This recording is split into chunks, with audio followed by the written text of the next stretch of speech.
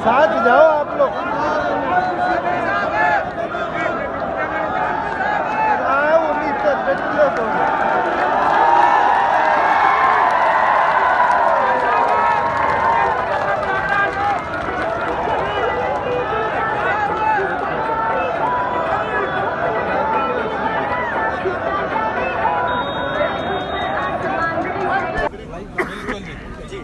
पहले तो आप सब का धन्यवाद करूंगा कि छोटे से नोटिस पर आप सब यहाँ पहुंचे और जींद के चुनाव को जिस तरीके से विधानसभा का सेमीफाइनल हम सब मानकर चलने का काम कर रहे हैं। जननायक जनता पार्टी ने तमाम साथियों के साथ चर्चा कर और यही निर्णय लिया है कि जहां एक और पर भारतीय जनता पार्टी की ओर से कैंडिडेट उतारा गया है जो कि खुद मुख्यमंत्री और प्रधानमंत्री का चुनाव बनाकर इसको लड़ने का काम करेंगे, दूसरी ओर पर जिस प्रकार से राहुल गांधी ने कल देर शाम ये निर्णय लिया कि वो भी जींद के चुनाव को नया ट्विस्ट देने का काम करेंगे, तो तमाम संगठन के साथियों से मिलकर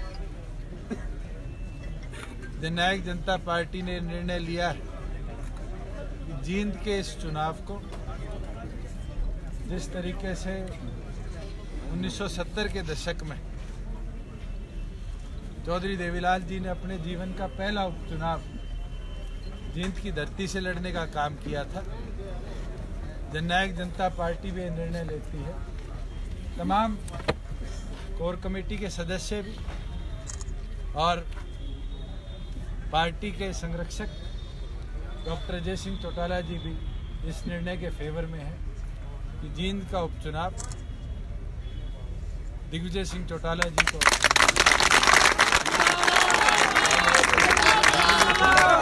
के तौर पर उतारने का काम करेंगे। मैं चाहूंगा हमारे संगठन सचिव ऑफिशियली जो जींद के उपचुनाव के औपचारिक समर्थन संगठन की ओर से दिग्विजय सिंह चौटाला का करने का काम करेंगे। आज चुनाव केवल मात्र जींद तक सीमित नहीं है, ये चुनाव पूरे प्रदेश की तस्वीर को दर्शाने और लिखने का काम करे। चौधरी देवीलाल जी ने अपने जीवन के अंदर जींद की भूमि को अपना रण का मैदान बनाने का पहले तौर पर काम किया और इसलिए जननायक जनता पार्टी भी इस निर्णय की है कि दिग्विजय सिंह चौटाला जी जींद के इस उपचुनाव के लिए जननायक जनता पार्टी के समर्थित उम्मीदवार होंगे। उनको दिल्ली से तलब कर लिया गया है, अगले आधे पौने घंटे में हमारे बीच में होंगे और 12:15 बजे तमाम मुख्य साथी जाकर उनका नामांकन भरवाने का काम करेंगे। मैं चाहूँगा संगठन सचिव राजेंद्र लितानी जी औपचारिक तौर पर प्रेस रिलीज कर जननायक जनता पार्टी की ओर से दिग्विजय सिंह का समर्थन करने का प्रेस की जो कॉपी है आपको प्रोवाइड कर दी जाएगी।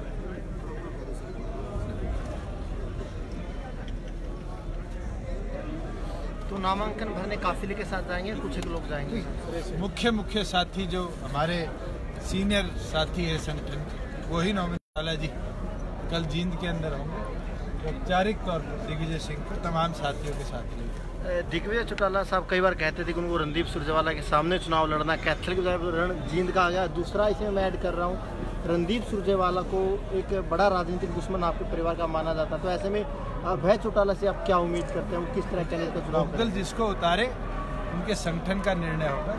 जहाँ जननायक जनता पार्टी का निर्णय है, मैं तो ये बोल सकता हूँ कि हमने नरवाना में भी कई बार धूल चटाने का काम किया है और जींद की रणभूमि अपने आप में महत्वपूर्ण है। मुख्य मुकाबला किसके साथ करेंगे? रामपाल सरकार के साथ मानते हैं, पर एक चीज जरूर बोलूंगा, आज नरेंद्र मोदी वर्सेस राहुल गांधी वर्सेस दिग्विजय चौटाला जींद की धरती पे देखने को। एक दुष्यंत जी, जिस तरह से 2 बार इनेलो पार्टी का विधायक यहाँ से अभी फिलहाल हरिचंद मिड्डा जी भी थे, तो कहीं ना कहीं पार्टी कुछ अलग हुई तो कुछ नुकसान तो आप लोगों को झेलना पड़ेगा यहाँ। और दिग्विजय सिंह युवा है, उसका फायदा भी मिले।